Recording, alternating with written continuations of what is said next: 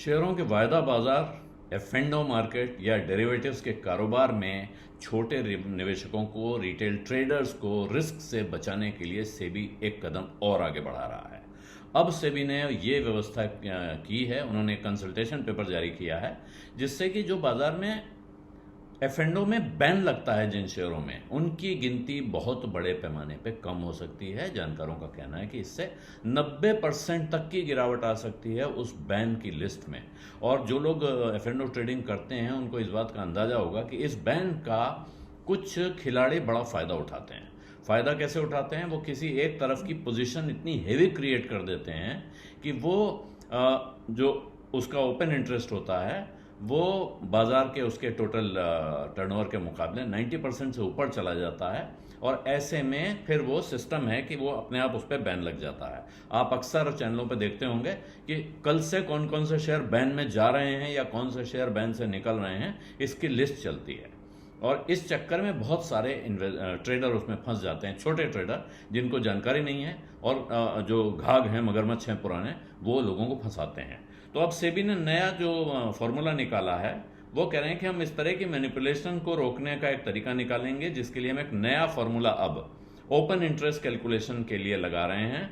और इसके साथ जो तरीका निकलेगा उसके साथ ये बहुत कम हो जाएगा। वजह क्या है? अभी जब ओपन इंटरेस्ट का कैलकुलेशन होता है, ओपन इंटरेस्ट क्या है?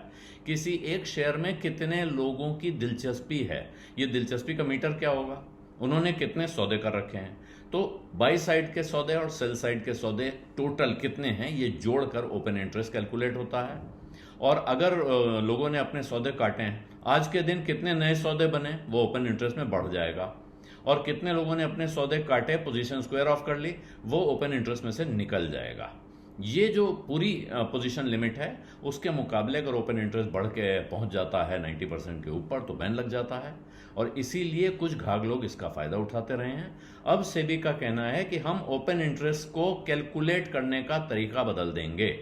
अभी तक ओपन इंटरेस्ट का कैलकुलेशन जैसा मैंने बताया ऐसा, और उस शेयर की आपने जो कॉन्ट्रैक्ट लिया है उसमें जो नोशनल वैल्यू है, यानी आप जिस भाव पे देखना चाहते हैं वहां जाकर जो वैल्यू हो रही है उसको देखकर कैलकुलेट किया जाता है। तो उससे वो वॉल्यूम बढ़ जाता है ओपन इंटरेस्ट का और वो जल्दी से बैन के नज़दीक पहुंच जाता है। अब सेबी का कहना है कि नहीं, ऐसा नहीं करेंगे, हम डेल्टा बेस करेंगे, इक्वल वेट करेंगे आगे जाके। और डेल्टा का अर्थ है कैश मार्केट में उसी शेयर का जो सौदा हो रहा है उसका भाव, और फ्यूचर में उसका जो सौदा हो रहा है उस भाव के बीच में जो डिफरेंस है, इसको डेल्टा बोलते हैं। डेल्टा के आधार पर कैलकुलेट किया जाएगा, जिसकी वजह से अब ओपन इंटरेस्ट की गणित में वो जो आज तक गिना जा रहा था उसके मुकाबले कमी आ जाएगी। और जब वो कमी आ जाएगी तो फिर बैन में जाने वाले शेयरों की गिनती भी बहुत बुरी तरह से कम हो जाएगी और इसमें बहुत सारे लोगों के फंसने के चांसेस कम हो जाएंगे। सेबी इस तरफ बढ़ रहा है, तो छोटे निवेशकों को या छोटे ट्रेडर्स को भी बचाने के लिए सेबी कोशिश पूरी कर रहा है। ये कंसल्टेशन पेपर अभी विचार के लिए रखा गया है। इस पे सुझाव और सलाह, शिकायतें जो भी हैं, अपने अपने इनपुट मार्केट प्लेयर्स जमा कर सकते हैं 17 मार्च तक। और उसके बाद सेबी फिर इस कदम को लागू करने की तरफ बढ़ेगी और उसके बाद शायद ये बाजार थोड़ा थोड़ा और सुरक्षित होगा।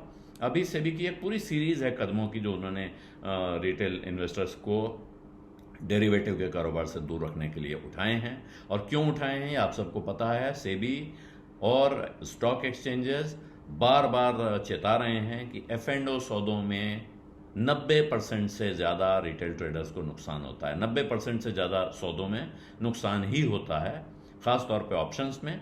और उससे साफ है, मतलब ये कहने का मतलब है कि बच के रहिए, इस तरफ न जाइए। तो उस कारोबार को कम करने की, रोकने की जितनी कोशिश हो सकती है वो की जा रही है। किस हद तक वो सफल होती है ये अभी दिख रहा है। अभी वॉल्यूम काफ़ी गिर गया, एक्सचेंजेस का कहना है कि डेरिवेटिव वॉल्यूम काफ़ी गिर चुका है, लेकिन इसके बाद शायद वो और गिरे। लेकिन जब ये कारोबार सुरक्षित हो जाएगा, जब लोगों को लगने लगेगा कि हाँ उस तरह के जोखिम, उस तरह के खतरे, उस तरह के धांधली नहीं रह गई है, तो शायद फिर वो दोबारा भरोसा जमेगा। और हो सकता है कि वॉल्यूम बढ़े, हो सकता है न बढ़े, लेकिन अच्छा वॉल्यूम कम भी रहे तो बहुत बढ़े हुए खराब वॉल्यूम से, यानी कि लोगों के लिए बड़े खतरे से अच्छा होता है। बिजरना में आज इतना ही, इजाज़त दीजिए। धन्यवाद, नमस्कार।